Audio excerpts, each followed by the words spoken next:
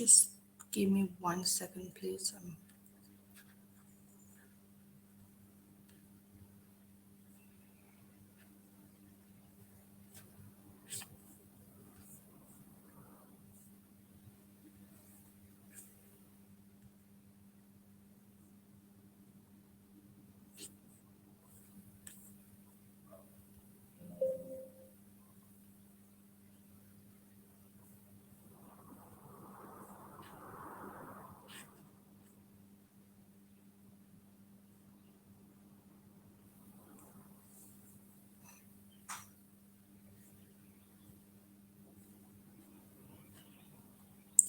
Okay, so can you all see the screen?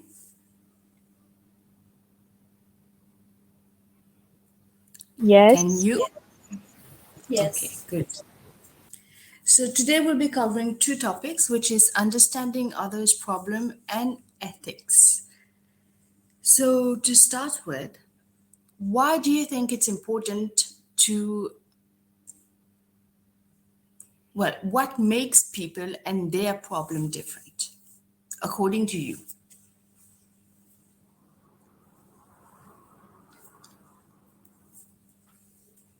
The way they think and they look The at the way, matter. yes. And then, what makes their thinking, their thoughts different? Because every Upbringing.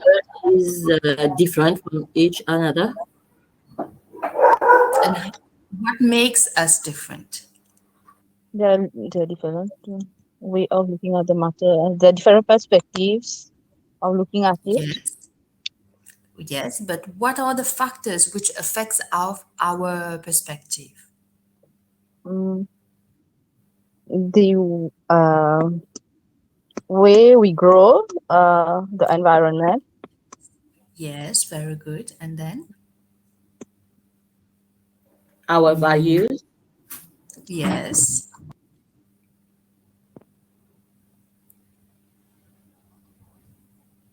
And then,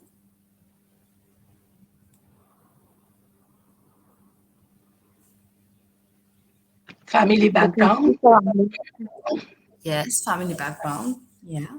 And then, media, yes, our exposure to the information, the way the information has been exposed, our experiences.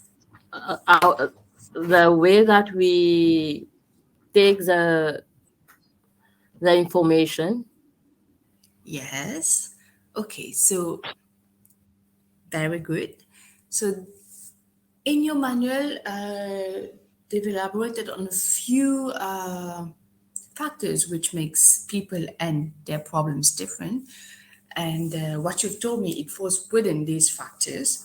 So, firstly, culture, the culture in which we've been brought up, the culture which we've been exposed to. It has an impact on the way we perceive a problem, we understand the problem, we make sense of the problem, and how we solve the problem.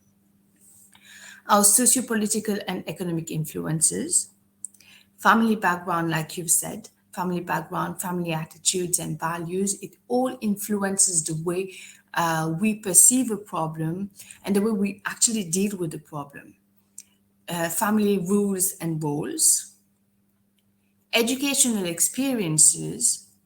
Sometimes, if you've had the chance to, let's just take an example of, well, in counseling, if you've had the educational experience of understanding what counseling is all about, the different types of counseling, the do's and the don'ts in counseling, and when you are called upon to um conduct a counseling session, you will be better you will be better equipped with the necessary skills to be able to help someone in a difficult situation, to make sense of the problem statement in front of you, and to understand why some people experience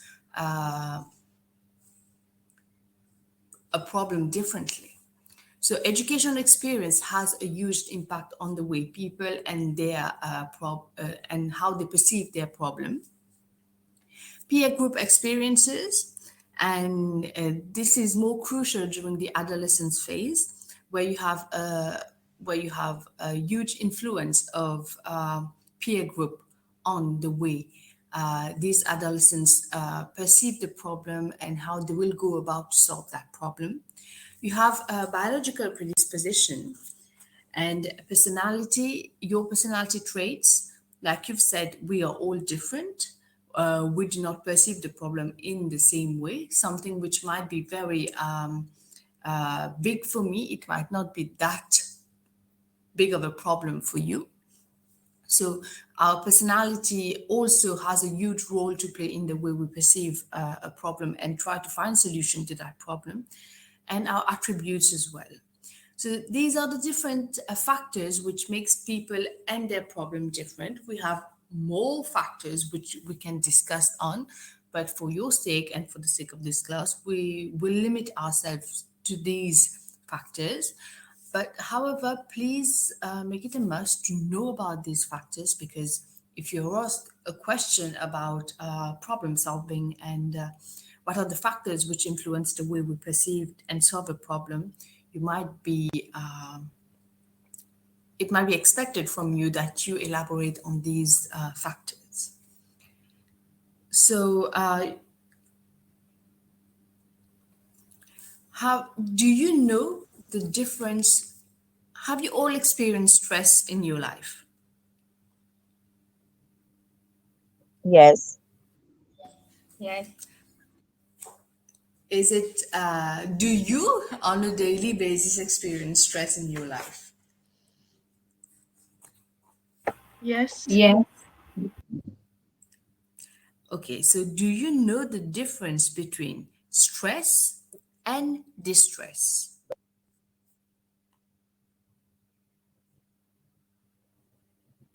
No, ma'am. No. No. No one? Okay, if I ask you, what is distress?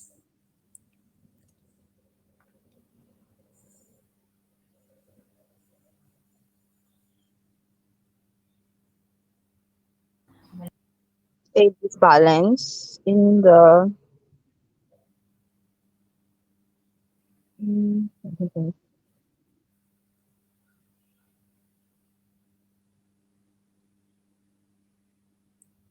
Anyone? Distress when we find ourselves in a problem that we don't find the solution out of it. Okay, so stress is stress is the normal reaction that you have to the different problems that you're exposed to, the different environmental problems or any personal problems. It's your normal reaction to it. However, distress, it happens where the stress is severe. That is when you lose someone very dear to you. You have a prolonged state of stress. So man. the difference between, yes, Can we say to be stressed? It can be on a daily basis. You are it's just stressed like that, but distress it can yes, be uh, something as a severe one in a severe condition maybe. exactly. Stress, we experience stress on a daily basis, and sometimes stress it can act in a positive way for you, in the sense that if you are stressed about something, you will work harder to achieve uh, the best out of you. Sometimes stress can be a motivator, but in many circumstances, stress can be very harmful to you. And if that stress goes from your normal reaction to a prolonged period of stress, that is distress, it becomes harmful and it can even be dangerous to your health and well being. Nowadays, if you look at several research being done on stress, you will see that it is one of the leading cause of death in the world. A lot of people are experiencing health issues and major health issues due to prolonged stress, due to them not being able to uh, balance the level of stress in their life. So, what we will be focusing on today is well, here are some symptoms of distress.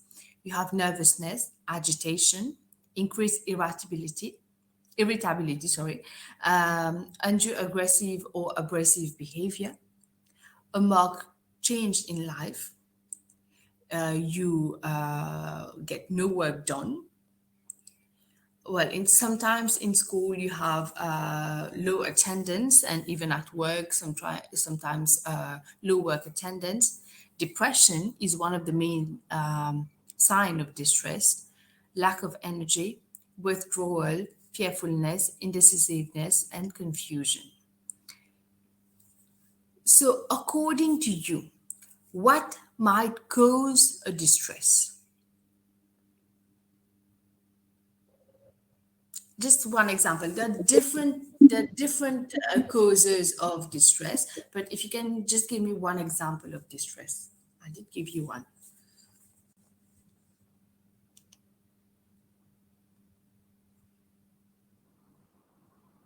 Madam, If can we we say bullying at the school? Someone is being bullied. The stress is every day. Yes, this can be a cause of distress. if we take as example a child being in drug addicts for Yes. drug abuse, he can't be treated. Well, drug abuse, you have treatment. There are medical treatments, and you have psychological treatment for drug abuse. But yes, drug abuse can lead to distress because you won't be able to. You don't have a control on yourself, on your body reaction, on your reaction towards other people. So yes, drug abuse can be a cause of distress. So anyone else?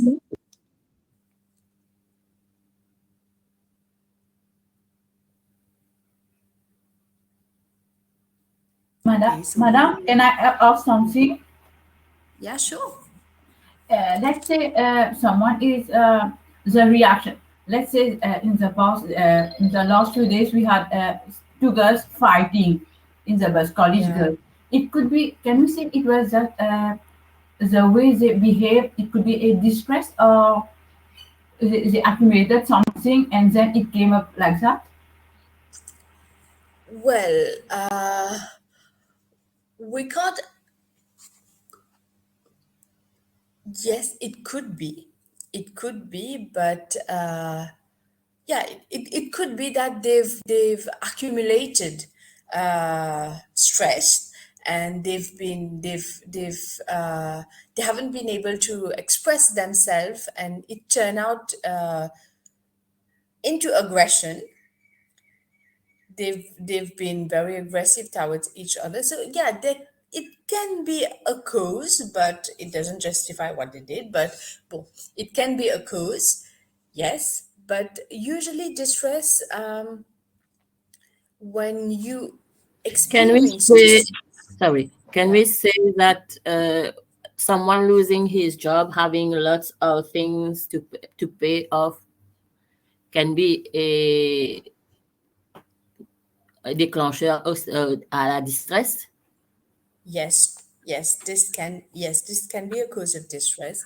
You have different causes, like I've told you, you have different causes of distress, but the way that you deal with it, the way that you try to come out of it is very important. If you stay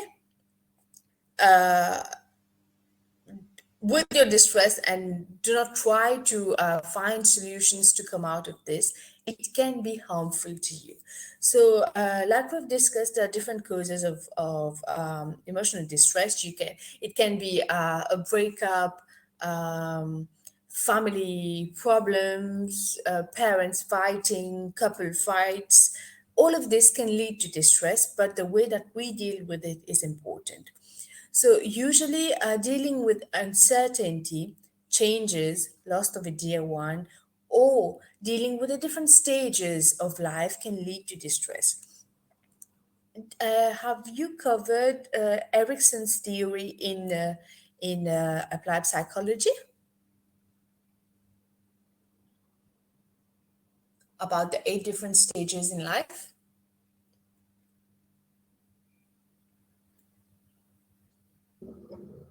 Charles Not had really. Have you? Do you know about Erickson's theory? No, no, no, madam, not yet. Okay, so in Erickson's theory, Erickson argued that we go for different stages in life. He argued that we have 8 different stages. And coming at a stage when you are older, like 60 plus, you have a stage which is called a stage where you reflect back on everything that you've given to the society. And when you reflect on this, you if you've done good things, you will feel good about yourself. However, if you feel that you haven't contributed enough to society, you were, let's just say that you were mean, you were self-absorbed, and it's now that you think you could have done better. Erickson argued that when you realize that you haven't given much, you have a tendency of feeling distressed. So, if you have time, go read. You can briefly read about the different stages. It's quite easy, and you will see that I think it's the 8th stage. Yes, it's the last stage where you have integrity versus despair. And he argues that if you haven't contributed enough, and you know that the next stage in life is eventually death, and you won't be able to change anything in what you've done, and this can lead to emotional distress. And he argues that when you move on to each stages, you acquire a virtue. And if you don't acquire a virtue, then in his last stage, he argues that you go through a period of distress. So if you have time, you can go and read about the theory, the different stages, and most of the last stage to understand how um, distress can be a situation in which you can, an emotional stage in which you can be throughout, even it can be throughout your life or at different stages of your life. So, these are the main elements of emotional distress. So, distress can be caused by environmental factors, that is, academic pressure, career indecision, expectation of self and others, cultural pressure, and financial issues. It can come from family issues, that is, divorce within the family breaking up, and from other events like experiencing a traumatic event, sexual abuse, physical abuse, a loss of a dear one. Emotional distress can be caused by bad health, serious injury, chronic illness, eating disorders, personality disorders. It can be caused by interpersonal factors as well, that is, relationship issues, breakups, loneliness, coming out for gays and bisexual. It can be a stress for them coming out, and adjustment to university.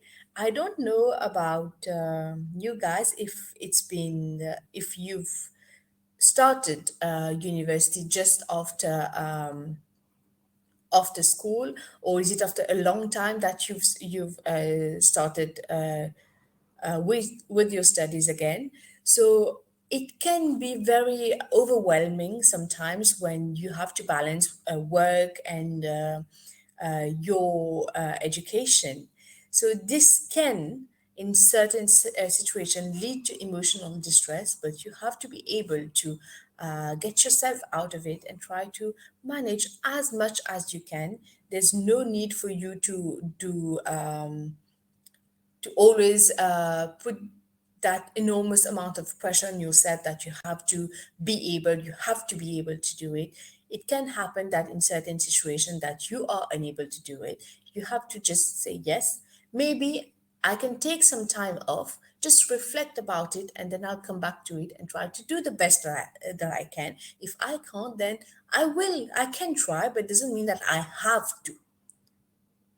You can try, but you don't have to put that pressure on you that you have to do something. You have to do your you have to do well. You have to score A's in each and every module. No, there can be situation where you might get a B, but that's still okay as long as you clear the module and you've passed the module. Have you and have anyone amongst you experienced this situation, getting back to studies after a long time? Yes. Yes. Yes, madam. Yeah, I know the struggle. I've seen a lot of my students going through this. But like I've told you, with a good planning, and don't force yourself to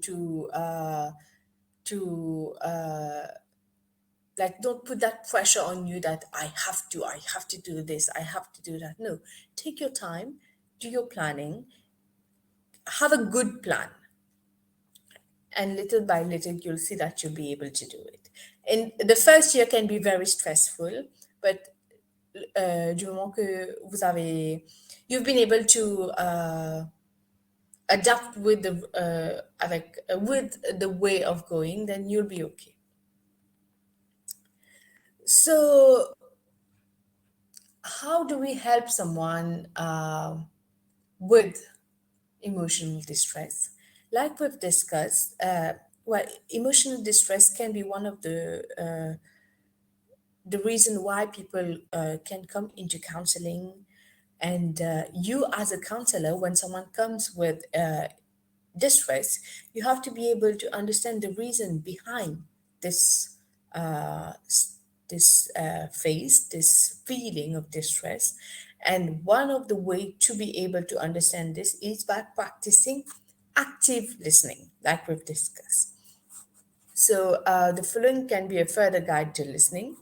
You have to become more aware of the impact of the lack of personal power and the effects of prejudice and oppression on an individual's life experiences, including your own. Understand how seeking help is colored by the help seeker's previous experiences of authority, being labeled as different, and so on.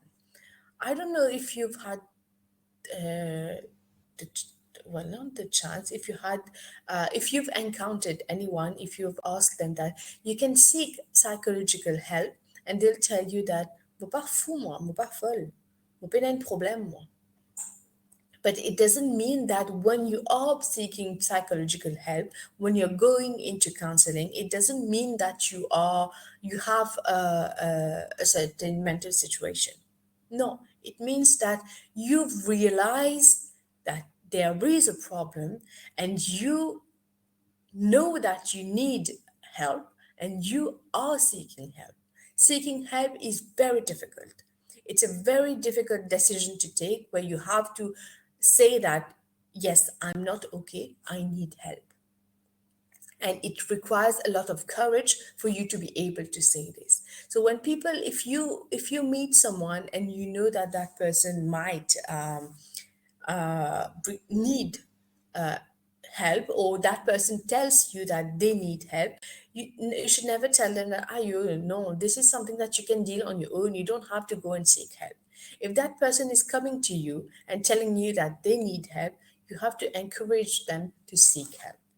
Because sometimes when these people they tell you that they need help, others might be labeling them as different, as being mad, as being not being able to solve their problem. May each and every, like we've discussed, each and every person, they view experience problem differently, and the way that we would experience a problem is very can be very different if for someone else. So you have to be, as students of social work and basic counseling, you have to be able to help motivate anyone who's willing to seek help. And you also have to understand how oppression is internalized by both the helper and the help seeker. Appreciate the way in which the helping relationship can perpetuate oppression.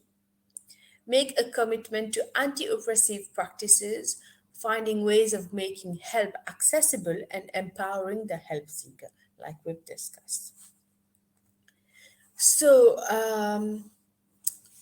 what are the factors that affect our social emotional development, the social emotional development of individual?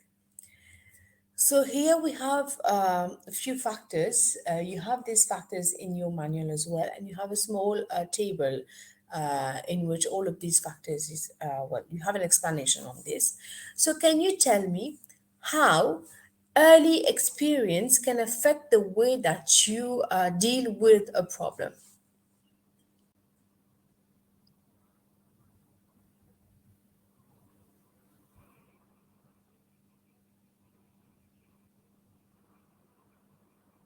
Anyone? How early experiences can affect the way that you deal with the problem? Early experiences here, it's mostly childhood experiences. If you get if we get an example as a family abuse during Yeah, the your childhood, if ever it happens that there was a conflict between your parents, maybe uh, yeah. physical or whatever, Mm-hmm. it can be sort like this. Yes. So yeah, we have it. Yes, we have it. A tendency to.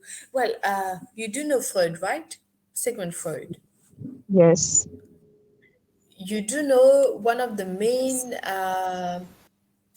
assumption in his theory is that childhood experiences have a huge impact on our later adult development. Yes. And it is true that sometimes child trauma, seeing being a witness of physical and verbal abuse, being not just witness, being a victim of physical and verbal abuse, it can have a huge impact on the way that we perceive a situation and the way that we deal with the problem. For example, if you've seen a member of your family being abused, physically abused, and you see that this member of family, he or she never went out to report that person, the abuser, and they've only, comment dire, ils ont subi without trying to break that oppressive that oppression. If ever you're in a similar situation, you've seen this and you've seen that it's okay to just bear with all of this and not voice out, you may do the same thing. For example, if you're bullied at school, you might never go and report that person because you've seen that it's okay for you to just bear with the situation, just bear with the physical assault or the physical or verbal assault. So early experience, it can have a huge impact on our socio-emotional development. Similarly, if you've seen that uh, you've seen that if you've ever been witness of verbal or physical abuse, and you've seen that the victim has voiced out this, the victim has they were willing to go to the, let's just to the police to seek help. If ever you're a victim of bullying, or you're a victim of physical abuse, you will know that yes, I have to seek help. I don't have to just sit here and stay quiet. So early experience, it has a huge impact on our development and on our personality. And if we link this to your assignment, you have a part where you where it is where it said that it um, wait, I'll just show you.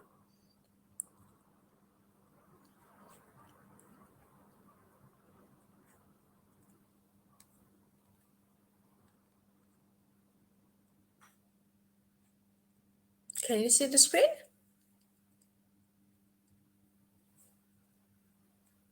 Can you see the screen? Will? Yes. Okay, so it tells you that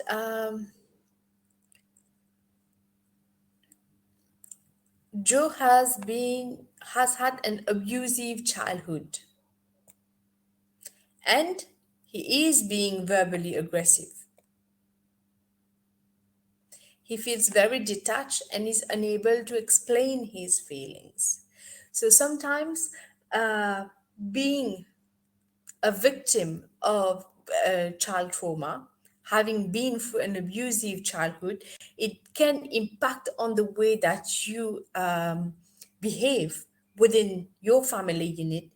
It can impact on your marital life, and even on your behavior with other people. So early experiences, it has a huge impact. Like Freud argued, our childhood and our early experiences, it has a huge impact on our development as an individual, on our personality, and on the way that we perceive and try to come up with a solution to the problem that we might be facing. So, risk and protective factors. Attachment. How do you think attachment has an impact on the way that we can perceive and find solution to a problem?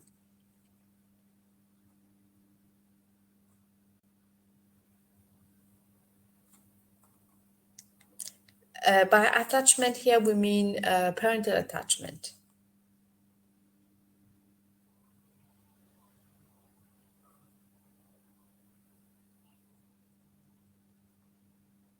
Anyone? We tend to copy what our parents do. Yes. Uh, How the parent will react due to the problems that the child encountered. no, we want to know if you've had, let's just say, if you've had a strong attachment with your parents, how does it impact on the way that you perceive a problem and on your ability to solve that problem? It will help in many ways, as How? since the parent is showing attachment, they are having a good relation. It will have a Yes, positive attitude on the child, and it will help yes, that child to move on from that bad situation to come up to a good solution. yes, exactly. So, have you had the chance to look at attachment theory in the different, when you've in applied psychology, when you've elaborated on the different school of thoughts in social psychology? Have you had the chance to read about attachment theory? Madam, No. madam, Oui, Madam, it could be negative also. The child will be dependent on everything that the parent is doing. He won't take his own decision at a time when he's at a when he's adult. He will still have the tendency of expecting that his parents take his decision. exactly, yes. So it can be both ways. Usually, attachment here, when we talk about what you've said is correct, it can be both ways in the sense that a secure attachment can lead to a high self esteem, and it can even lead to a more positive view in life, in the sense that whichever problem comes into my way, I will be able to deal with it with the problem and be able to find a solution to it, because I have a parent attachment in your childhood. When you've had a strong attachment with your parents, it research have shown that it leads to a stronger self-esteem, and you are more positive towards life, and you have comment dire, you have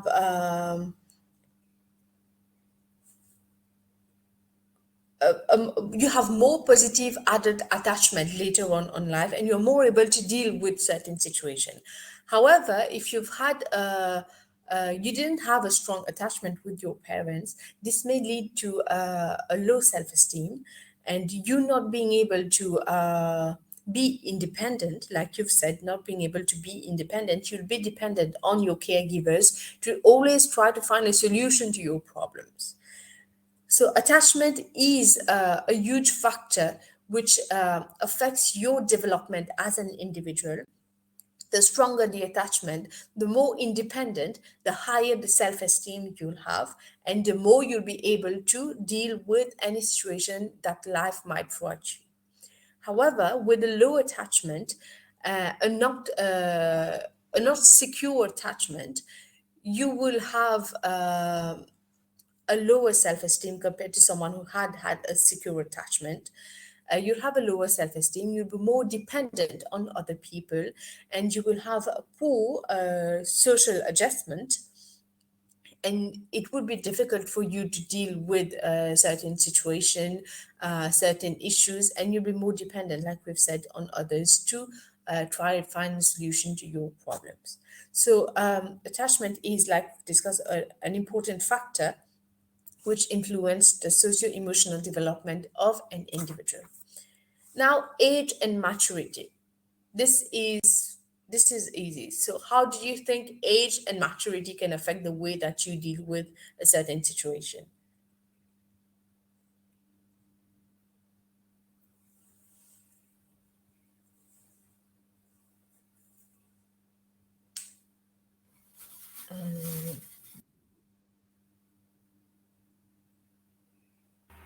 Madam, I think the more your age is, the more you are mature, you get life experiences. So you have seen more life compared to someone who is younger. So you can deal with you can be a person who can deal many things much more better than a younger one, since you have acquired life experiences, you have seen life.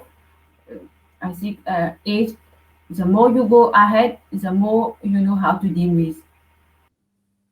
Exactly. So yes, age and maturity. The older that you are, the more experience you've acquired, and you will be better able to deal with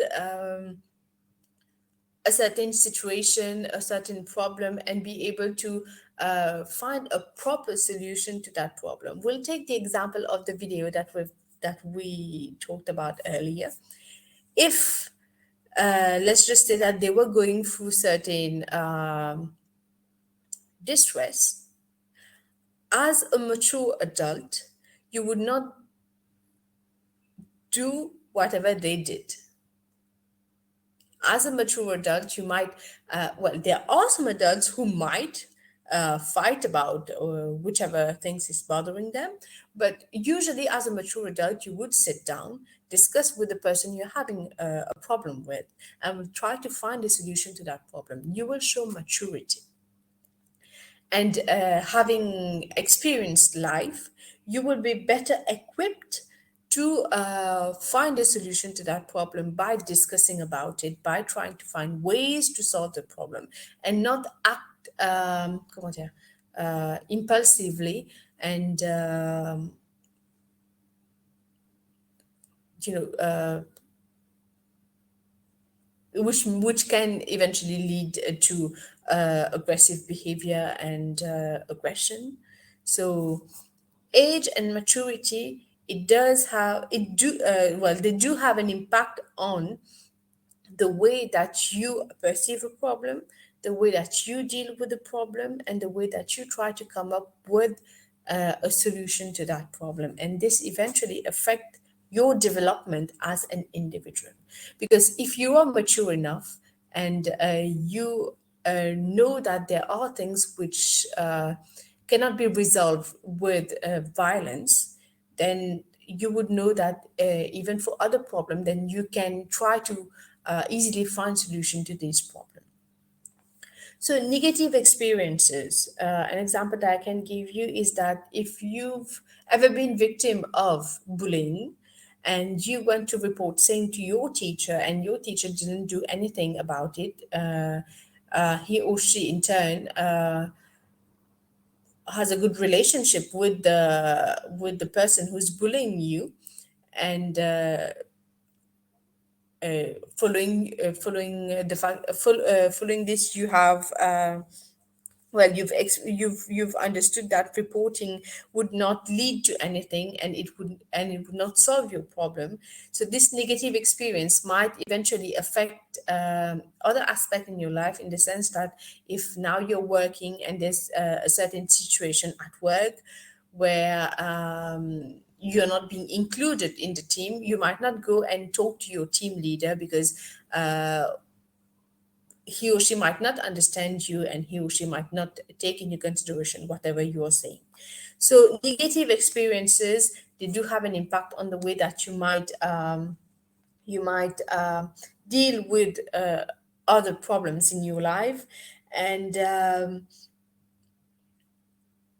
it even affects the way that you perceive a problem, the way that you would deal with the problem, and how you would find a solution to the problem. Family patterns, um, it may be linked to attachment, in the sense that if you've had a strong attachment with your parents, and your parents have always encouraged you to be independent, so it can has an impact on how you would deal with the situation. And if you haven't had that encouragement, you haven't had that you've had a dependency on family members, then it might be difficult for you to deal with problems in your life. Stress exposure. If you've been able to successfully manage different episodes of stress throughout your life, it would be easier for you to deal with major distress or major stress. And if you haven't, then it can eventually affect your development, your socio emotional development, and how you would solve and react to a certain situation. Age of adolescence.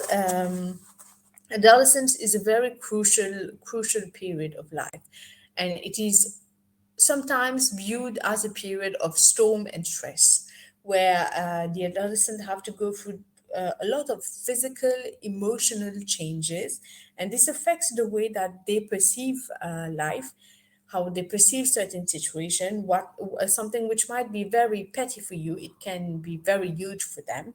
So adolescents, peer group pressure, pressure from parents, academic pressure, etc. It can have a huge impact on how an adolescent would deal with a certain situation and gain enough maturity to find a solution to their problem. So these are the different factors which can affect the social emotional development of an individual. These are important. You have information on these in your manual. Please make it a must to go and read about this, and please do some extra notes on this. Go and read how early experience it can affect your socio-emotional development, how age and maturity, stress exposure, well, all of this, how it can affect your social emotional development, and please make more notes on this. Okay. So in counseling, you have a therapy which is called bereavement therapy. So bereavement, it's extreme sadness, and usually bereavement therapy, it's used when people have lost their dear one, where they're going through extreme stress, distress, and extreme sadness, and they are not being able to function properly. So, bereavement can affect the psychosocial functioning of an individual, and it is important to understand and help individuals who are grieving. So, how would you help someone who's grieving? Anyone? Providing support, psychological support. Yes. And then, I think we must give that person enough time. Let give them free space so that they can grieve, not to bother them too much. Not to judge them with their emotions. Give them their space to take everything out, what is bothering them. Let them cry. Give them that push so that they can cry. I think. okay, yes.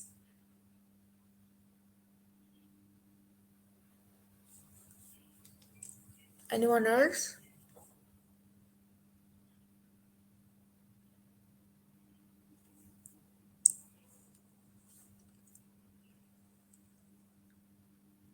How can you help someone who is grieving?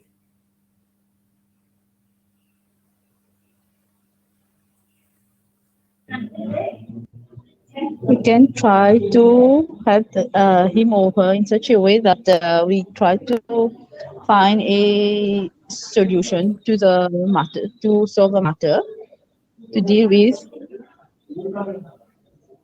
Yeah, so you can't, if someone has lost someone, a dear one, you will not be able to find a solution to their situation. But yes, you can be there for them. You can try to help them, be there as a shoulder to cry on, be there to help them go through this difficult phase. So yes, in your manual, at page 61 to 63, yes, you have a very interesting comment dire, well, not a case study, but yes, a case study where they've elaborated step by step how you conduct a bereavement counseling. So it's the task oriented approach. The first step is you talk through the issue in order to understand things better. You talk with the person who's grieving. You try to help them make sense of the event or experience that is puzzling and problematic. You try to talk to them about problem solving, planning, and decision making. You try to help them change their behavior, their daily behavior. You try to help them deal with difficult feelings and emotion. You try to help them find, analyze, and act on the information that they receive. You try to help them undo self criticism and enhance self care. you try to help them negotiate with life transition, and you try to help them deal with difficult or painful relationship. You will see that when elaborating on each point, I've kept saying that you try to help them, you try to help them, you try to help them. In counseling, it is very important that you realize, as a counselor, you realize that you are trying to help someone. You are trying to help that person change his point of view, help that person change his behavior, help that person deal with the difficulty that they are facing. But you cannot change the behavior for them. You cannot deal with the difficulty for them. So it is important for you as a counselor to realize that when you are helping the person, you are trying to help them, but the effort has to come from that person. The different point that we've elaborated on, it's the person who has to work on this. You are here to guide them. You are here to try to help them. You are not here to do all of this for them. And usually this is one of the it usually happens in counseling that people comes to you and think that you have all solutions to their problem. You are the one who will be solving all the problems that they have. No, it's not like this. You are here to guide the person. You are here to help them come up with a solution on their own so that they will be able to better deal with any situation that life might throw at them. You are here uh, to guide them, to help them realize that whatever they're doing, whatever they're experiencing, they can come out of it. Like we've discussed in the first class, the definition of counseling is that the different characteristics of counseling is that you have to guide your client so that he or she can come out with a solution of their own. And you have to help them to accept themselves, to accept the situation that they are in. And self-acceptance is one of the major characteristics of counseling. So whenever you are called upon to for a counseling session, or you're asked to conduct a counseling session, you have to always explain to your client that yes, I am here to guide you. I am here to help you so that you can come up with a solution on your own. I'm not here to give you the solution because the efforts have to come from you. You are the one experiencing the problem. You are the one who knows how much this problem is affecting you. And I'm here for you to, I'm here to guide you. I'm here to help you to try to come up with a solution to the problem, but I'm not here to give you a solution. It's easy to give a solution. The effort has to come from the client so that things can get better for him. And you have to help your client to become independent. Okay? If I give you a question on this unit, that is, let's just say, if I give you a question on what makes people and their problem different, and what are the factors which affect socio-emotional development of individual, would you be able to answer?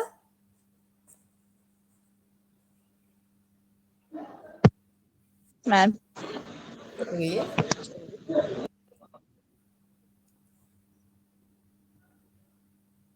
Yes.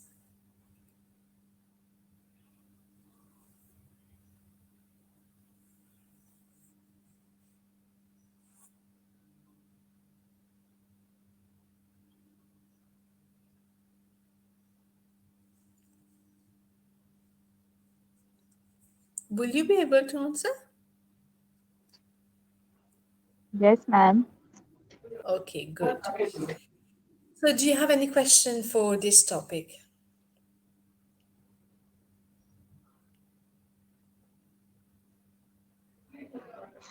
Full time, no. You don't? No. Okay. Okay, so if you don't have any question, then we will proceed to chapter 6, which is, just 1 second, ethics. So according to you, can you see the screen? Can you all Yes. see the screen? Yes. Yes. So according to you, why should we be focusing on ethics? Why should it be an important chapter? So that to apply To apply what?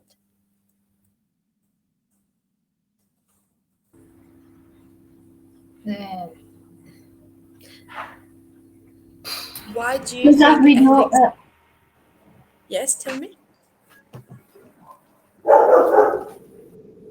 So so that we that, know what is good or what is good or wrong, and we know our limits.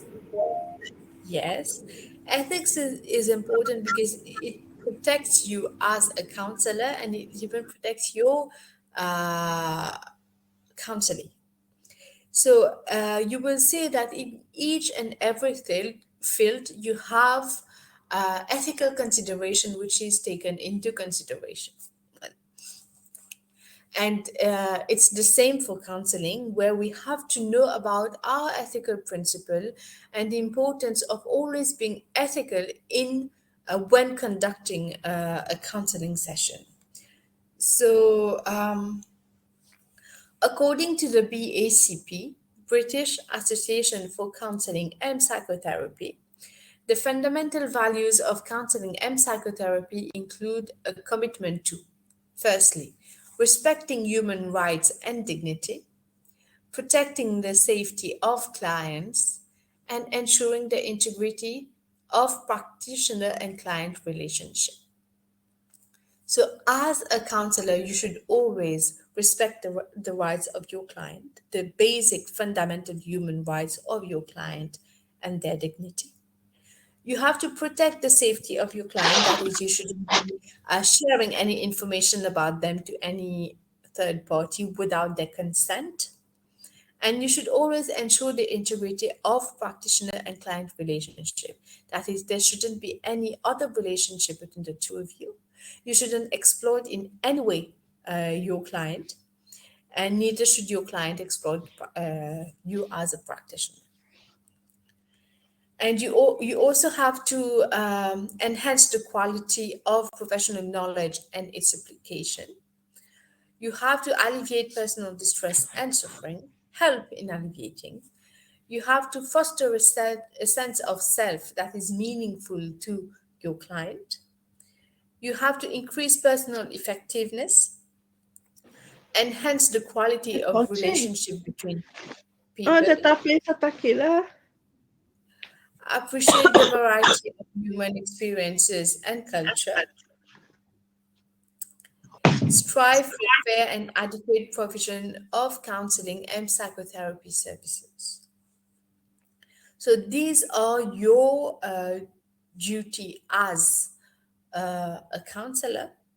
You have to always ensure that you meet up all of the that you in as much as you can be there for your client and ensure that you respect each and every rights that they have and their dignity, and try as much as you can to help them and try to help them be as independent as they can be, and should always be fair and with all your clients and give similar treatment to all of your clients.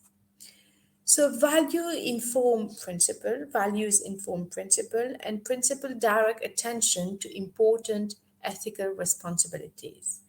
And as a practitioner, as a counselor, you may encounter a situation where it is impossible to reconcile all principles, and then you'll have to choose between principles uh, that you have so that you can conduct a good counseling session. So in your manual, you'll see that there are 6 principles that you as a counselor you have to abide by. So the first one is being trustworthy. That is, you have to honor the trust that your client place in you. You have to always act and strive to ensure that your client expectations are met and that they are reasonable, and you have to honor the agreement and the promises that you've made to your client, mostly pertaining to confidentiality, where you should not be sharing their information with any other a third party without their consent. And your client should there should be a trust relationship between you and your client, because without this trust relationship, your client would not open up to you, and it would be difficult to conduct a counseling session if there isn't a trust between you and your client.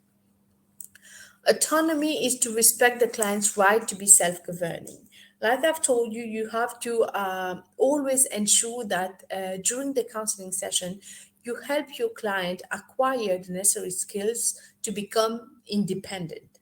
So you have to usually this principle, that is autonomy, emphasize the importance of developing a client's ability to be self-directing within the counseling and in all aspect of life. And usually you have to give your client the autonomy to be able to come up with a solution to their problem, and to be able to freely talk about any situation which might be affecting them. And again, you have to protect by giving this autonomy, you have to always ensure that you are protecting any information which is being discussed between the two of you, and that it shouldn't go to anyone else without the consent of your client. Beneficence is a commitment to promoting the client's well-being. That is, you should always try to do as good as possible for your client.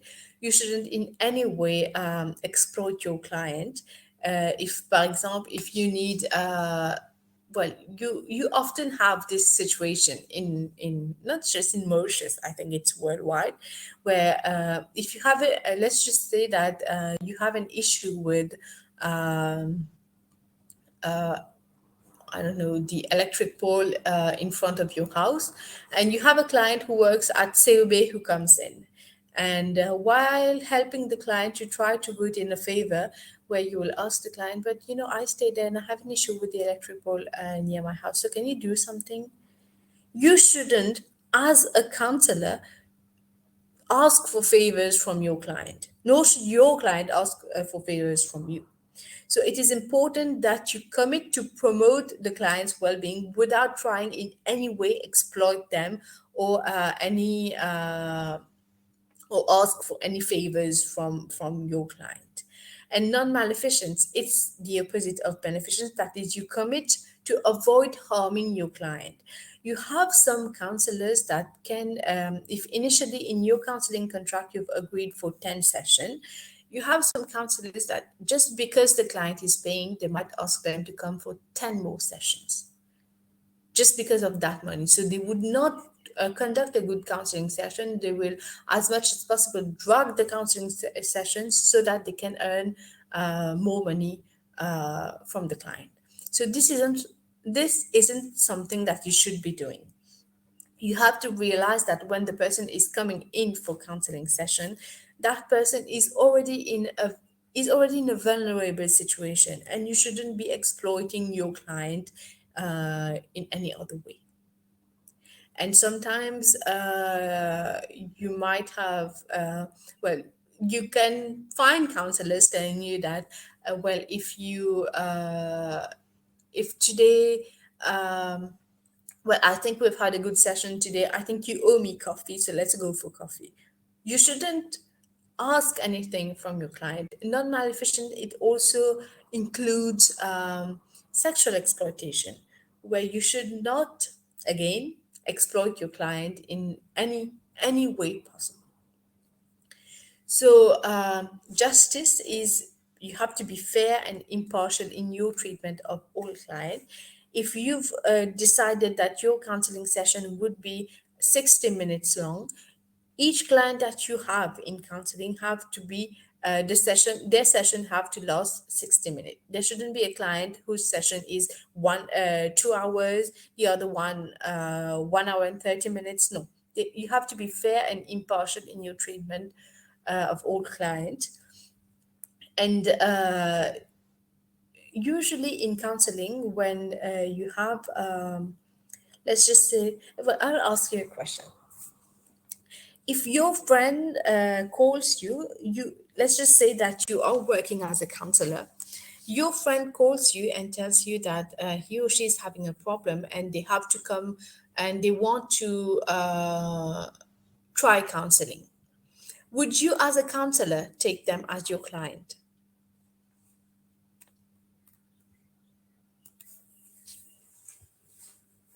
Would you? Let's just say that your friend is having, pardon? Normally, no. Not really. Why would you not? Pardon? I didn't hear you. She won't at least share her personal things along with She, as a social worker. j'ai pas trop compris. Can you please repeat? Maybe she won't be at ease to share her personal things along with me as a social worker. But she called you. She's asking you to for a counseling session, and she wants you to be your counselor. I Then think, yes. I see, madam, I think it depends if that person is asking for a counseling on a professional basis. So he wants something professional. If he wanted a friendly talk, he would have said that he wants to share only something as a friend. Maybe Yeah. since he said he wants a counseling session, so I think that person should be a professional while dealing with that friend in problem. But do you think your friend would be professional enough to act as a client and not as a friend in front of you? Maybe no. I think at that time that counselor has to refer him to someone else so that that person can share all his feeling, all his problems with that counselor who has no link with him. Exactly. So this is one major rule in counseling. Madam, Whenever you have, yes, anyone was who was talking? Okay, so usually in counseling, you should not counsel any family member or any friends that comes in for counseling. You should always refer anyone that you might know to another professional, another counselor, because it would create a conflict of interest. You know the person, you know about his or her situation, and always remember that you are a human being too. You have feelings, you have prejudice, you have certain values, you have all of this which can interfere in your ability to give a proper, to conduct a proper counseling session.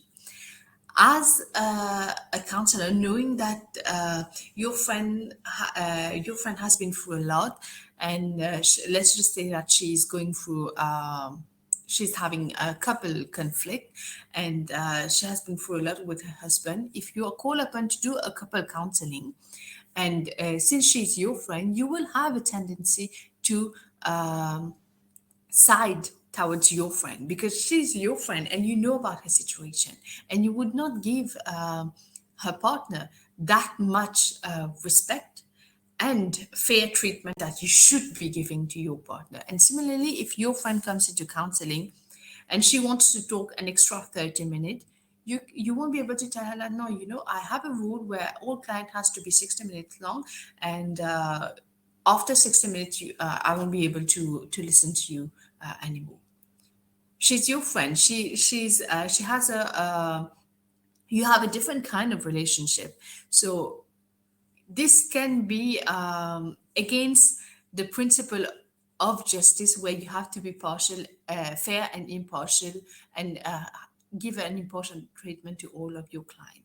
So to avoid conflict of interest, and because you're human too and you have feelings and you have certain interferences which can harm your counseling relationship, it is better um, to refer any family member, client, or any person that you might know to another professional for counseling session.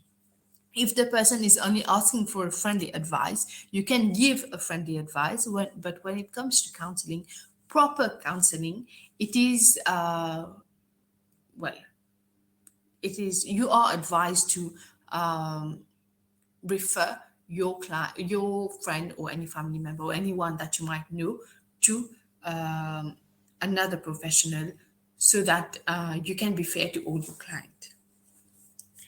And self-respecting, it's fostering the clients, or sorry, the practitioners' self-knowledge and self-care. And usually it's how you apply the above principle in your counseling session, and how this can help in conducting a good counseling, and fostering a good client and counselor relationship between you and your client. And um, you should always, as self-respect is very important, because you have to always try to keep on working on the different skills that you have as a counselor. Keep up upgrading your skills, but you should also take care of yourself. You shouldn't be conducting a counseling session where when you're drained and not being able to listen to the person. And you have to, as much as possible, engage in activities where you can free yourself from all of this information that you've received in counseling, and take care of yourself. So all of these principles are very important, and you would definitely get a question on these principles in the exam. Not necessarily on all the principles. You may be asked to elaborate on 2, 3, or even 5 principles. For sure you would be given a question on this in the exams. And you have more information on this in your manual. You have a lot of information actually on this in your manual. So please read and make your note on the different principles. So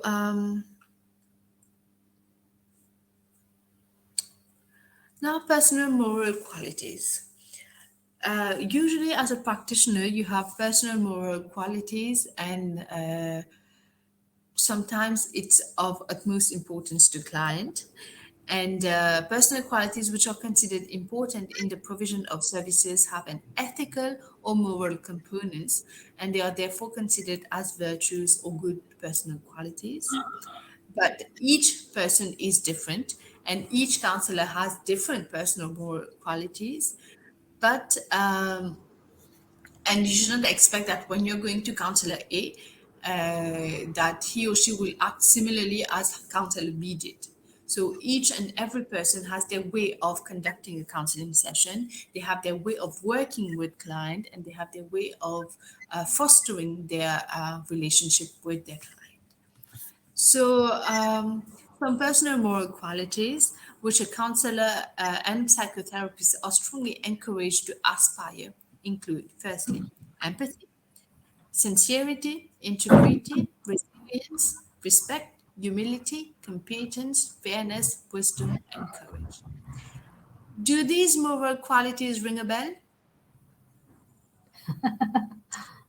Have you encountered these qualities in another topic, in another unit? Psychology. In Psychology. in applied psychology, you elaborated on this? Empathy. Yes. But the same 10 qualities, have you recently come across these 10 qualities? Ethics, Listening, that's a short. Yes. Yes. Exactly, in listening skills. It's the same qualities that as a good listener you should have, and these same qualities are repeated in Unit 6, where you are required to have these personal moral qualities as a professional. So we've already elaborated on this. What is empathy, sincerity? We've elaborated on this in listening skills. It's the same qualities. So you have information on this in your manual. What is empathy? What is sincerity, integrity, etc. So you can go for this and read about this. So you have extra notes for these 10 qualities. And it's important that you know about these 10 qualities, be it for listening skills or for ethics. Okay? So, how would you, as a counselor, know when an issue is ethical or not? So, usually, as a counselor, you're faced with a lot of issues. People come in with a lot of issues. Some may be straightforward, but some issues can be very complicated. So, how would you go about to solve an ethical dilemma?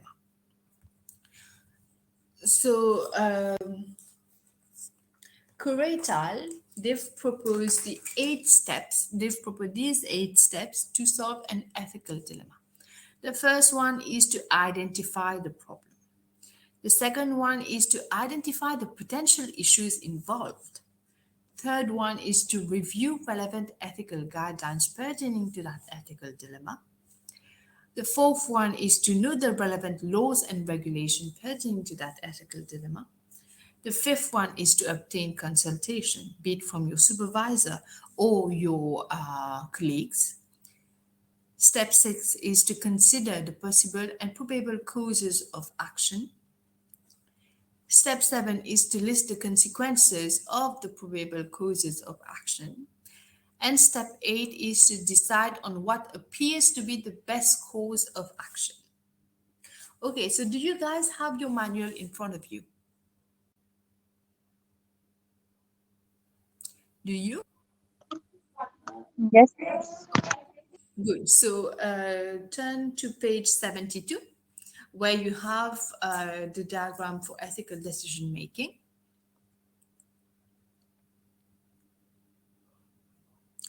And then read this activity. So I'll just read it for you guys. You and your client have developed with much difficulty a strong rapport over the month that you've been meeting. During a session, this client presents you with a bunch of flowers to thank you for your support, and to not hinder your rapport, you graciously accept these flowers and display them in your office. A few days later, you receive tickets to a concert and a note from the same client saying, "Since I work in an advertising company, I have been offered these tickets and I would be happy if you could accompany me to the concert." So, can you identify what is the problem here? What is the ethical dilemma? We'll take it step by step. Open your manual so that you can have a look at the steps. What is the problem here or problems?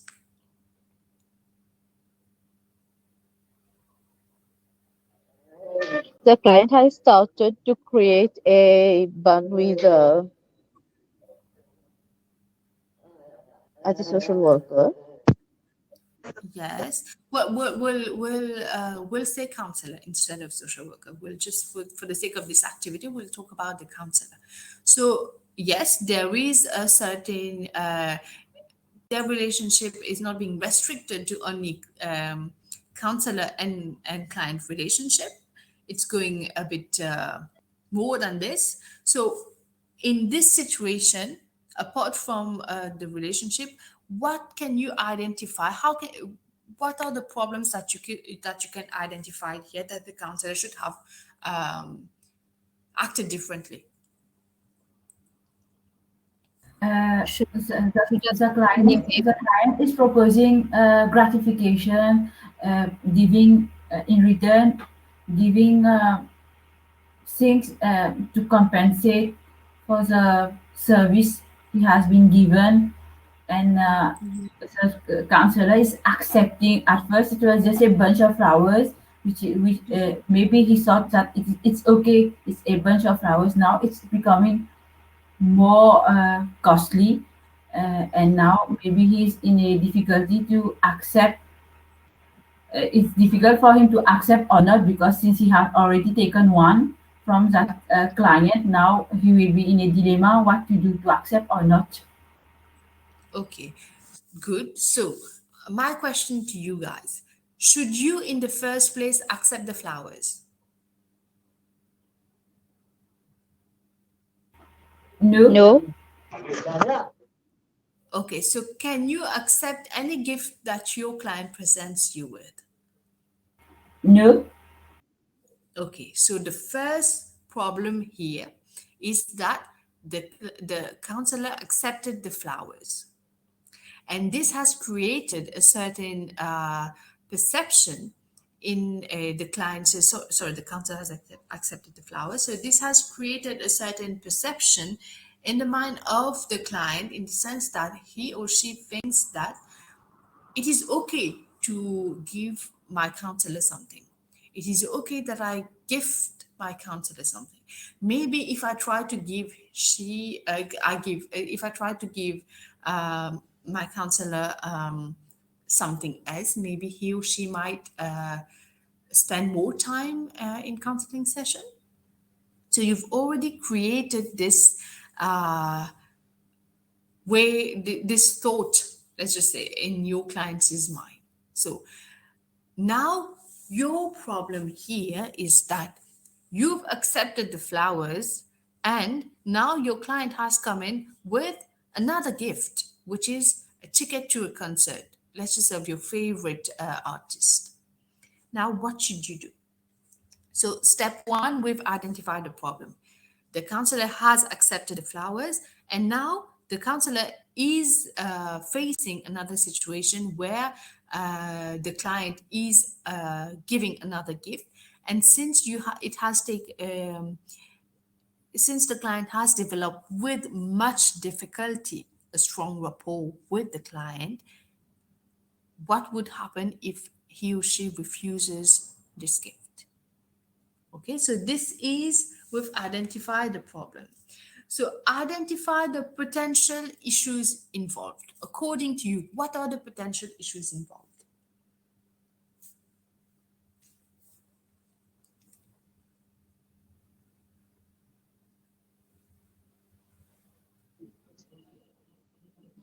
Meeting the counselor and the client, the meeting itself.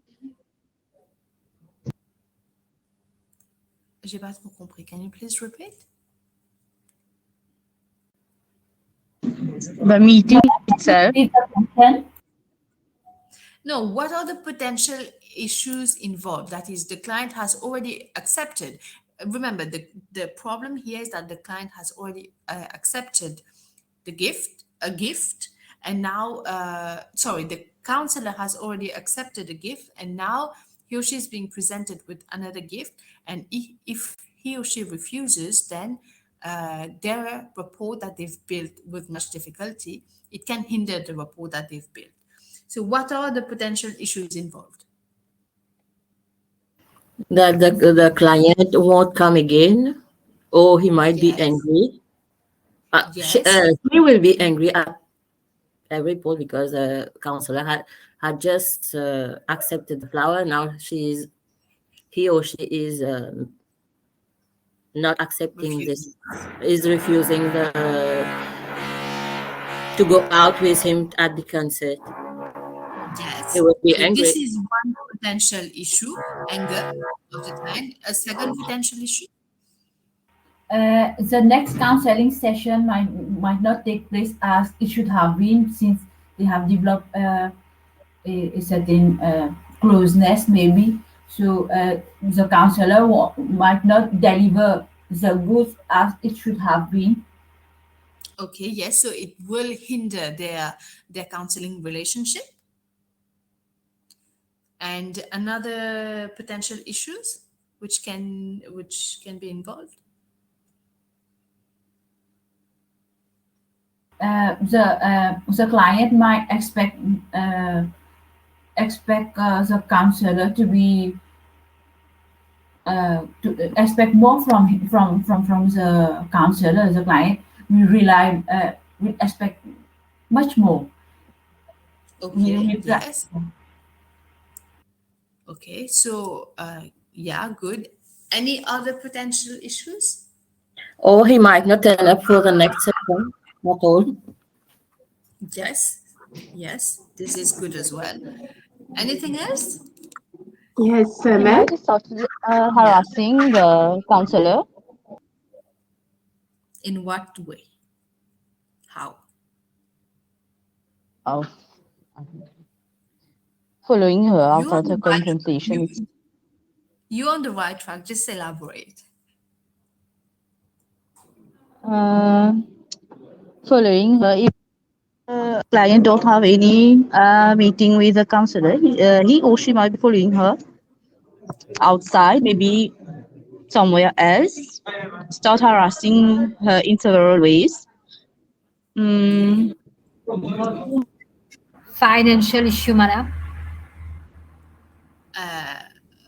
Please elaborate. You're paying the counselor, he's earning his salary. And if the client goes, he won't have any salary. Yes. Okay. You've gone un peu trop loin là.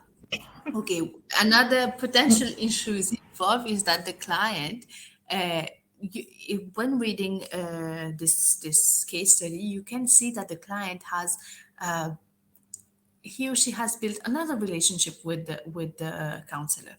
There's a more personal relationship which has started between the two of them, and the client can, because the counselor, if the counselor refused to go to the concert, the client can report the counselor for having accepted flowers in the first place. The client can go and well, to the authorities and say that the counselor is the one who asked for flowers. The counselor is the one exploiting him.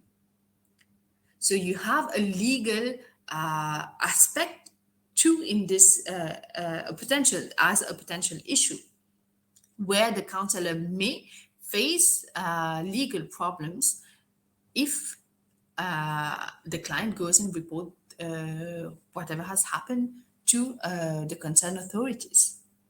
So, firstly, it hinders your relationship with the client.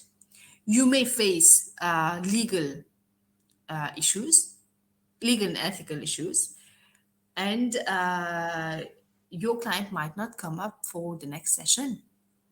You might not be able to conduct a proper counseling session. So these are some potential issues some potential issues involved. So know about relevant laws and regulation. So as a counselor, you should know that it is not ethical for you to accept flowers from your client. It was not ethical in the first place for you to accept the flowers. There has to have been something wrong in the counseling session where you've been unable to explain to your client that he or she should not be giving you anything, that the relationship between your client and you is strictly professional. There's nothing personal. And by knowing about the relevant laws and regulations, the counselor should also know that what are the consequences of having breached this ethical principle. Would his or her license be cancelled? Would he or would the counselor be suspended? So the counselor, you as the counselor, you have to know about the relevant laws and regulation. So step 5 is obtain consultation. You can obtain consultation with your colleagues and with your supervisor. You can go and talk to your supervisor. You can explain to your supervisor, but I was trying, since I've had much difficulty developing a strong rapport over the month with my client. When he or she presented me with a bunch of flower, I couldn't refuse because I thought that by refusing, this might have hindered my relationship with the client, and I need to keep on fostering on that relationship and try to keep on to hold on strong on that relationship. So what can I do now? How can I refuse? How can I make my client understand that I cannot go to a concert with him and that I shouldn't, in the first place, have accepted the flowers without harming my relationship with the client? So you obtain consultation with your client, you go into supervision, you discuss about this with your client, with your supervisor, and then you consider the possible and probable causes of action. By considering what do you understand by considering possible and probable causes of action?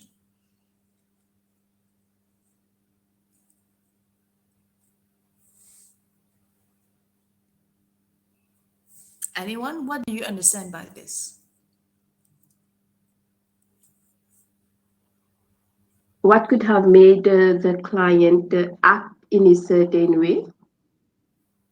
Yes. Anything else? Okay, so I'll give you a hint. If I accept the flowers, should I, no, the possible and probable causes of action. Do I accept the flowers so that I can still keep that strong rapport with my client and I can further help him? Or if I accept the tickets, if I refuse the tickets, would the client stop coming to counseling? Would the client report me for having in the first place accepted the flowers? If I accept the tickets, what would be the consequences of this? So we come to step 7, list the consequences of the probable causes of action. So if I accept these tickets, what would be the consequences of this? What do you think would be the consequences if I accept these tickets? Anyone? The relationship between the client and the counselor, it won't be that of a client and counselor. It will be something else. You will have developed something a feeling for each other. Yeah. And if I refuse these tickets, what would be the consequences? The client might feel down. Yes, and it might harm our relationship. So what should I do? At the start itself, not to accept anything from the client. Make it clear that we don't have the right to take anything. We have to do our Yes. work. But now that I've accepted the flowers, what can I do?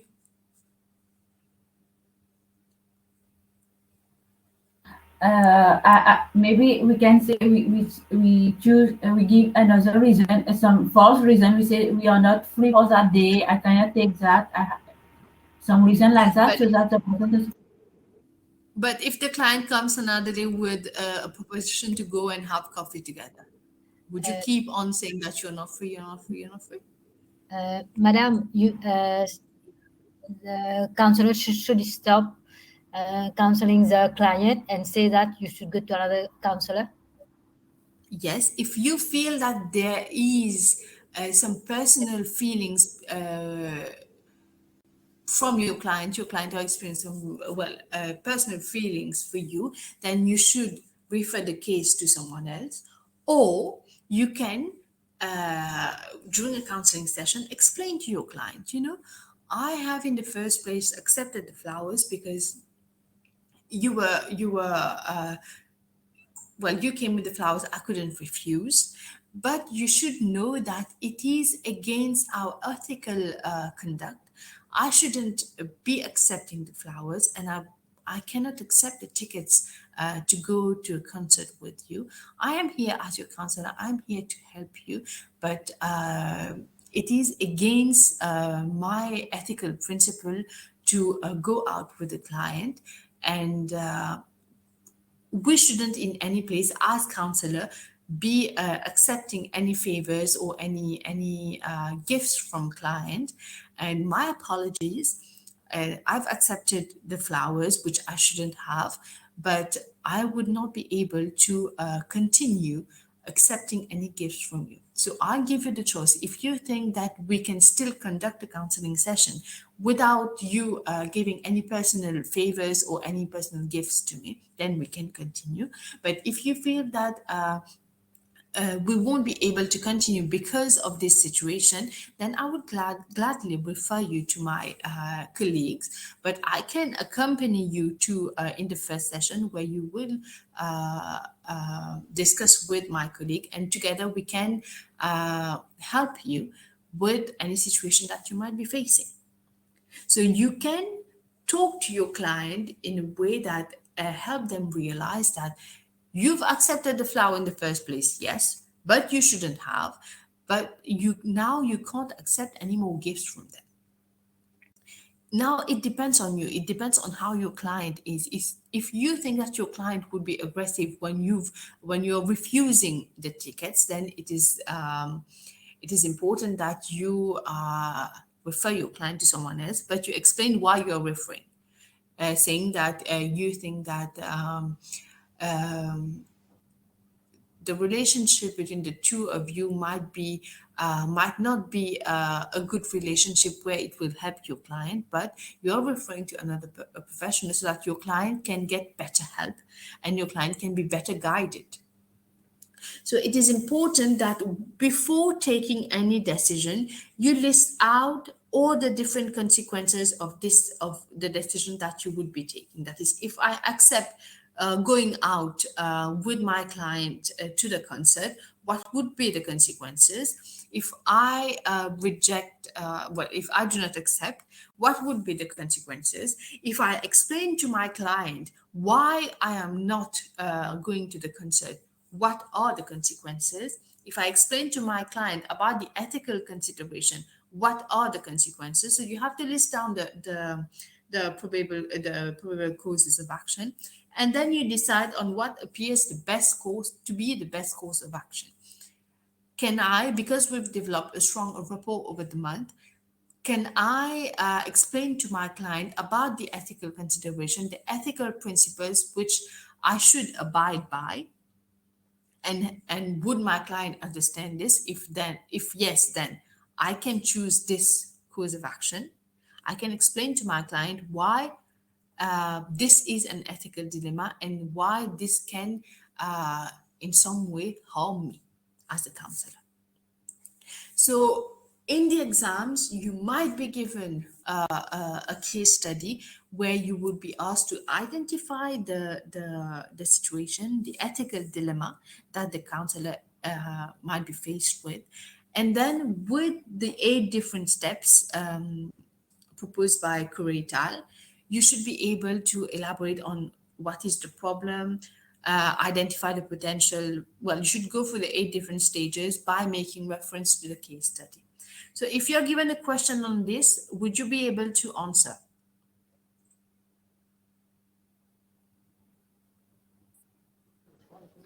Would you be able to elaborate on different steps by making reference to the case study? Yes, ma'am. Okay, super. So you already know un peu what you should be expecting in the exams. Okay, so the uh, ethics and understanding others' problem, they are chapters on which you might be examined. Okay, so do you guys have any question?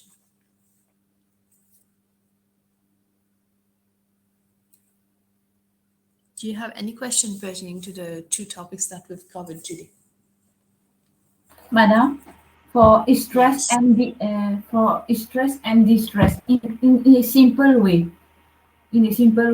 how will you uh, how will I let's say describe it, explain it uh, in a simple way? What is stress and what Stress. is Stress is the normal reaction that you have to the daily situations in life. Distress, however, is extreme stress. That is, you are unable to cope with the situation. You have a prolonged period of stress. Is that usually stress when, like I've told you, it's your normal reaction to different situations in life, and you are able to cope with it. Distress is when you have reached a point where you are unable to cope with it. Ma'am, Yes. we have a patient who is not willing to be counseled, and we Yes. need to refer the patient. So, what we do in this case? uh, you have a client who you are unable to counsel the client, and you're asking who to whom you would refer the client. No. In case Yes. I have a client, I need to refer the case to a psychologist. Okay, Yes. but the client is not willing to. Well, it depends on where you're working, and usually when you should when you're referring a client, you have to ask if the client is an adult. You have to ask for his consent, because he or she can take a can they are mature, they can take you should give them the choice. That is, you have to respect their human rights, that they have a choice. They can choose to go to a psychologist or not, but it is up to you to explain to your client why you are referring the client to a psychologist. What are the reasons behind for which you're referring your client? What you can also do is make a referral to the psychologist. Even if your client is not agreeable, you can still make the referral, and then the psychologist can contact the client and talk to him and see if he again refuses. If he refuses, you can't force someone, because like I've told you, uh, when you are counseling someone, it's the person who has to make the effort. You can't make effort for your client. Your client has to be the one making the efforts so that he or she can come out of the situation. But if he or she is not willing to, then the counseling will not work. Even psychotherapy won't work. In certain situations, when you feel that your client can be a danger to himself if he or she does not seek any psychological assistance, then you can either refer the case to the hospital, where you can get intervention from psychologists from the hospital, where they can continue to make a follow up. Or if you are working in an institution where you have a psychologist attached with you, then you can try to convince your client to seek psychological help and explain to them about the why you are, it's important that you explain to your client, because if you're conducting a counseling session and then you just tell your client that I think you need a psychologist, I will refer you to the psychologist, but the client is not understanding the reason why you are referring him to the psychologist. You have to be clear. You have to be clear and explain that I think that the psychologist will be able to help you because you're experiencing, let's just say, sleep disorders, and it will, at certain point, harm you in your day-to-day activities, in the way that you are processing information, gathering information. And I believe that the psychologist is the best person who can help you. But you can, if you don't want to meet if you don't want psychological treatment, let's just say, you can meet the psychologist for 1 or 2 sessions. You talk to him or her and see if you still want to continue with the session. No one is forcing you for something, but you can. At the end of 1 or 2 sessions, you can decide on your own if you still want to continue with the psychological treatment or if you want to stop. Give your client the choice.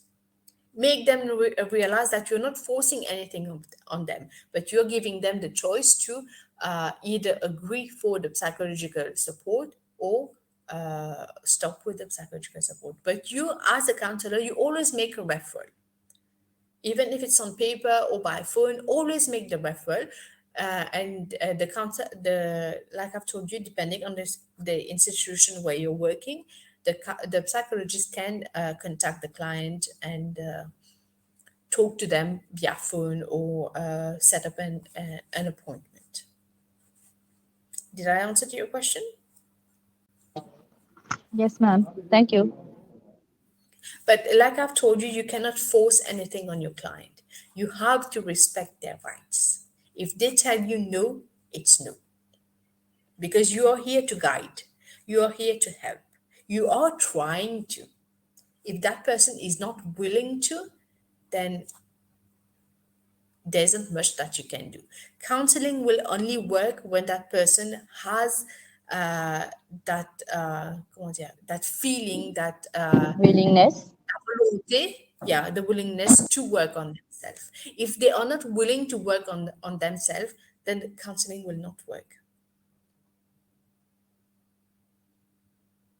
Pareil pour les élèves. If you're a teacher, you're doing your best to teach the student. If they are not willing to do the work, they're not willing to revise, they're not willing to take some time off and make extra notes, then coming into the exam. But eventually, if they haven't listened, they didn't listen to you, they didn't put in any efforts on their own, they will not succeed. C'est pareil.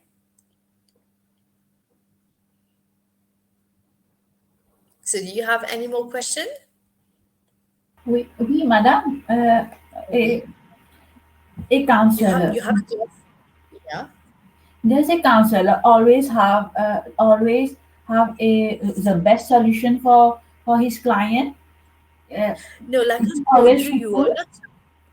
you are not supposed to provide the solution to your client. You're supposed to guide your client so that your client come up with a solution on their own. You do not give solution. You do not have ready-made solution for your client. Always remember that you are not supposed to give solution to your client. You have to guide your client, equip your client with the necessary skills so that he or she can come up with a solution on their own. When you do the thinking on your own, chances of you working on yourself is higher compared to if I give you the solution. If I give you the solution, it's a temporary solution. It's a temporary measure. But if you work on yourself and you've come up with a solution by yourself, chances of you keep on working, of you having the willingness to work on yourself is higher.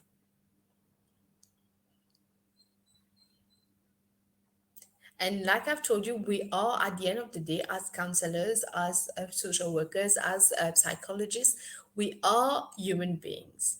We do not have solution for each and every problem that a person has. We have our own ways of seeing things. We have our own ways of understanding and making sense of certain situation. And at the end of the day, we are all human beings. We are not people who have solution to each and every problem, but we are equipped with the necessary skills, the necessary information. On a été formés to help the client come up with a solution on their own, to guide the client. Let's just put it that way. Any more question?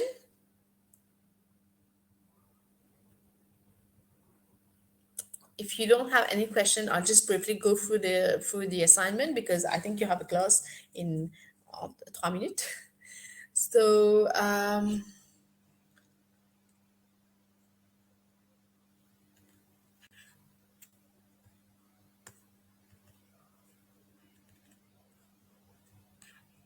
so can you guys see the screen? Yes, ma'am. Okay, Yes. so I'll just briefly read the case study. Joe had a happy family life with his wife and 2 children, and he has always strived to maintain this. Unfortunately, a few months ago, he started experiencing depressive thoughts after a few minor arguments with his wife, Lena. Concerned about her husband's mental health, Lena has brought Joe into counseling, who in turn expresses his worries about not knowing the cause of his depressive thoughts. After the first session, Lena informs you that Joe has had an abusive childhood and he never talks about that period of his life.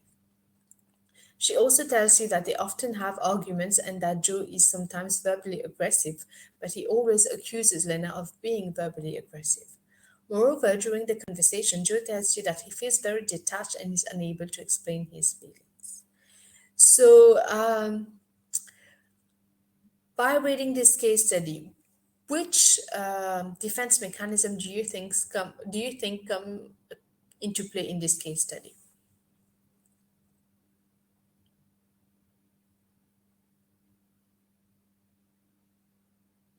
Anyone? Okay.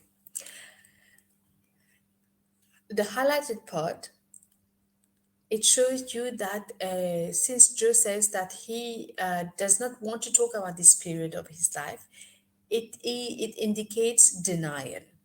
We've elaborated on this defense mechanism, so it's denial, and also repression, in the sense that he represses this everything that he went through, and he denies talking about this. And here, when he is being verbally aggressive, but he accuses Lena of being verbally aggressive.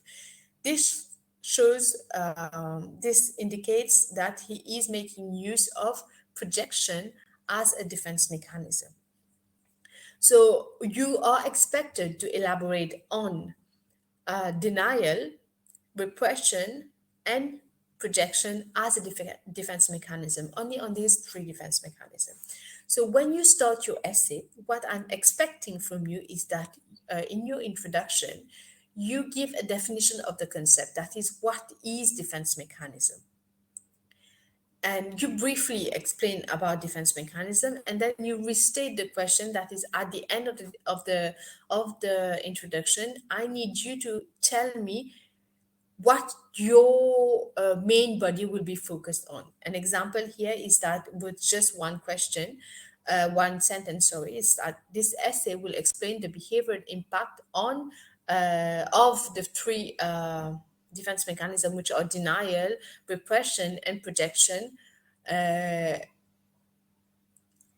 in let's just say Joe's life.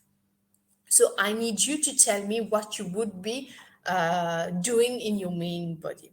And in your main body, I expect from you that you explain about defense mechanism. You talk about the intrapsychic conflict, that is just how the id, ego, and superego, a conflict between the three of them, give rise to anxiety, which in turn leads to the use of defense mechanism. You highlight the function of defense mechanism in reducing that intrapsychic conflict between the ego and superego and reducing anxiety. And then in another paragraph, you explain about a denial by making reference to the case study. And you will see that I have talked about abusive childhood. So I want you to go and do some research on denial and abusive childhood, child trauma, child abuse, etc., and explain the use of these defense mechanisms in such situation. That is when you will be talking about Joe experiencing using denial. You can support this argument by saying that according to let's just say like XYZ author, uh, it has been they have argued that indeed denial is something which is used by people who have experienced childhood trauma.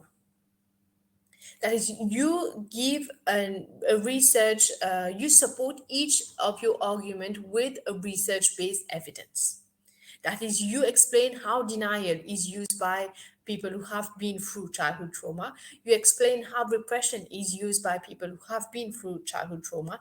And you explain how protection is used by people who have been through childhood trauma.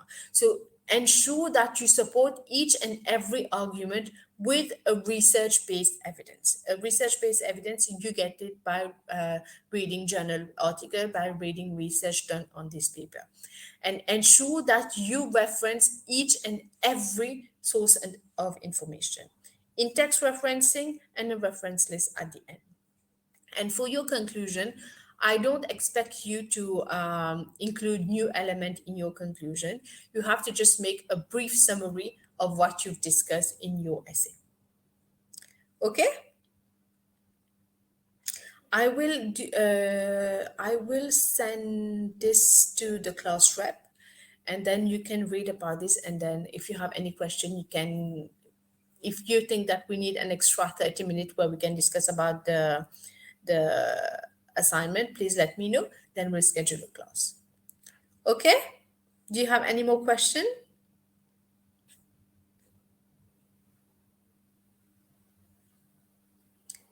Do you have any more question? No, ma'am. Okay, so discuss among yourself. If you think that we need an extra 15 or 30 minutes to discuss about the assignment, then we can schedule a class. But let me know, and then I will give you a day and a time. Okay, so good luck with your next class. I'm sorry I've taken 5 more minutes in the class. And if you have anything, please, you can contact me. So good luck, a bon weekend, and thank you for today for joining the class today. Merci, madame. Bon weekend. Okay, madam. Merci.